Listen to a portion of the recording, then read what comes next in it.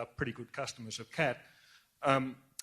I appreciate the discussion about fuel security. That's certainly something that we've got a real interest in. And I also appreciate your open-minded approach to using technology to be able to reduce emissions from fossil fuels, especially with carbon capture and storage, which actually has huge potential down the track to be a significant part of our energy world. But the most important thing sounds like the production of some more dispatchable power. And for a company like Bloomfield, which uses power in its washing plants and all over the shop, this will be something that we are looking forward to, because at the moment it's pretty tough, and we're looking to try and keep every cent of our production costs under control, and power is one of our major production costs, so we really welcome that. And does this mean that Bloomfield won't be asked to do any more load shedding? I'll make one point, and I'll let Angus deal with that last one. Having a more efficient cost base for all Australian businesses is how you create jobs. You understand that better than I do. And there are a range of areas in which we're seeking to make that cost base much more competitive. And lower taxes is an important part of that, of course, and what we've done on lower taxes up until now, that has been a huge part of our economic plan, and it will remain so.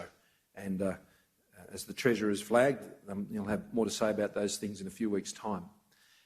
But when you look at all the other costs that make up businesses in Australia, and particularly in businesses like yours and energy-intensive industries, this is one of the biggest factors.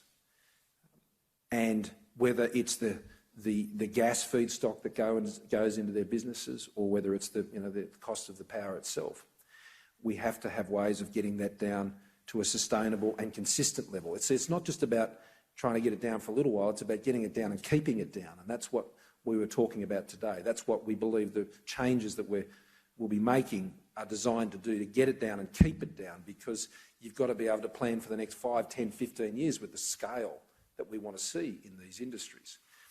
And this is why we've come to this conclusion that where the government has to do things, well, we will. Our preference is always that the private sector will do these things, whether it's on generation or ultimately how transmission works. But we're not in a position, particularly of being in a COVID recession, of waiting now. And we can be a significant capital player in these decisions, but we don't want to crowd capital out. We just want to make sure that we can meet the capacity which will keep those prices where they should be. And look, with a more reliable grid, with more dispatchable power that isn't subject to the weather, then that, of course, creates greater stability. And businesses need stability to operate. But Angus, did you want to offer that? Yeah. Thanks, PM. Good to see you, John. Of course, no one likes enforced load shedding. It's a terrible thing when it has to happen. Sadly, more of it has been happening in recent years than we would like, particularly in South Australia, but also here. But the good news is in the rules, the reforms that the PM described in his speech, there is a very strong focus on shifting to enforced load shedding, to making sure we have enough dispatchability to avoid that, and that's critical. It's good you're sitting right next to Paul Broad, who's part of the answer there with Snowy too. Fantastic to see you, Paul. But also, to the extent that someone is going to load shed, it should be voluntary. And wherever Matt Howe is, he's here in the room, I saw him earlier, yeah, he knows all about load shedding. I mean, there should be recognition of the role that smelters and others play in doing that, and appropriate compensation for that very important role in the grid. But enforced, compulsory, no, that's why we want more dispatchability in the system.